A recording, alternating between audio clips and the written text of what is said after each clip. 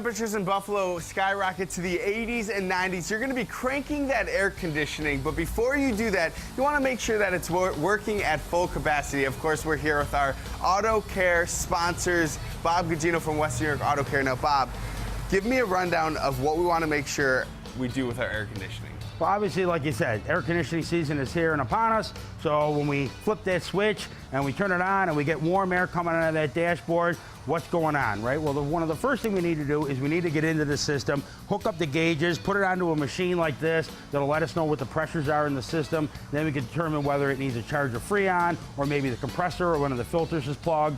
Something like that is going on.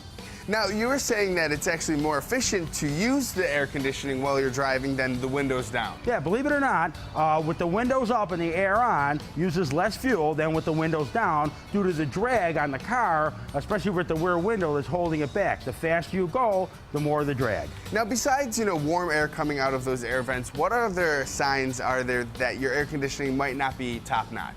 Well, usually, other than, of course, the warm air coming out of the dashboard, maybe you'd have a squealing noise or something like that, or maybe it is blowing cold, but it's blowing out of the right spots. Like it's maybe not blowing out of the center of the dashboard, and it's blowing out only on the floor or only on the top. So that's also part of the air conditioning system that needs to be serviced. So now, when we're using our air conditioning, our windows are rolled up, it's kind of hot, we don't have that fresh air coming in, and I have to admit, my car starts to smell a little funny sometimes. What does that mean? Well, what happens is mold and mildew will actually build up inside the heater and the air conditioning box inside the car.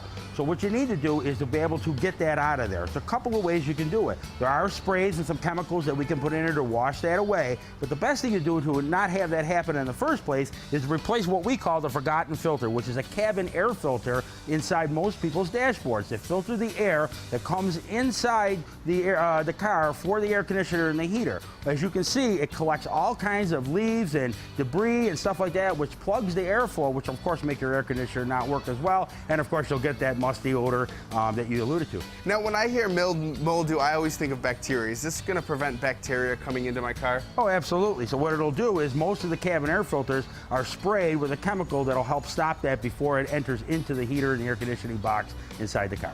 Now, of course, is this all of these things we've talked about, is that something that your Western New York Auto Care specialist can help you out with? Absolutely. We can definitely do that. Your WNY Auto Care centers can check your air conditioning systems, check your cabin air filters, and also look at any other things that you would need to do for the summer driving. All right, well, thank you, Bob. When we're beating the heat in our air conditioning, we most certainly will think of you.